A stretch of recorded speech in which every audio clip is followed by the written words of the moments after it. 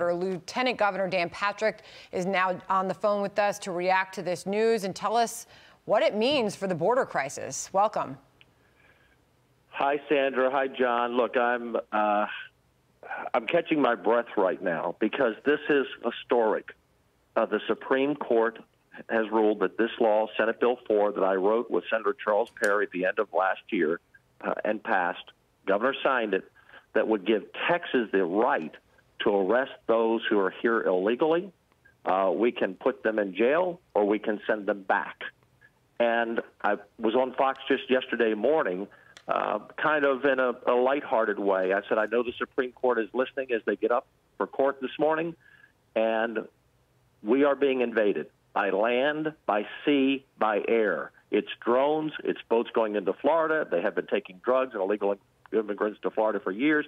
Of course, millions have come across the border under Joe Biden.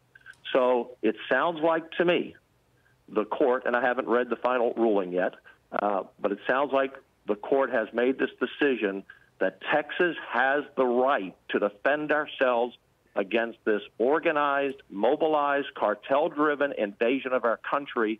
This is historic today, and I'm thankful for the Supreme Court ruling. I believe the ruling was 6-3. Now, this just says it goes into effect while it works its way through the courts. Right. But this is a big statement that we can go into action now, and this law can become effective now.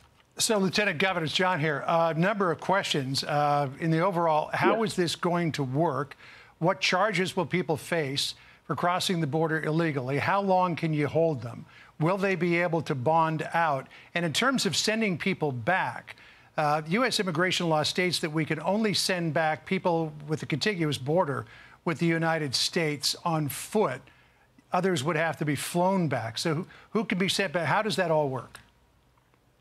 Great questions, John. So the basic overview is when we arrest someone that we've seen crossing or we find out they've crossed here illegally, we will arrest them. We will get all of their information.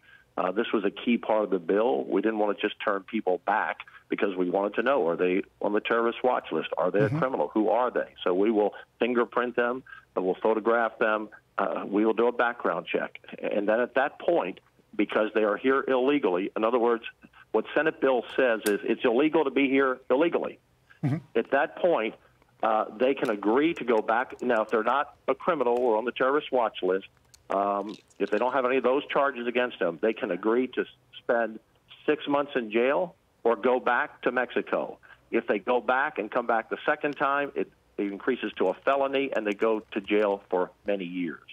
So this is, Lieutenant Governor, that's how the law will work. We appreciate you weighing in, obviously calling the move historic. That news just happening. Thank you for joining us.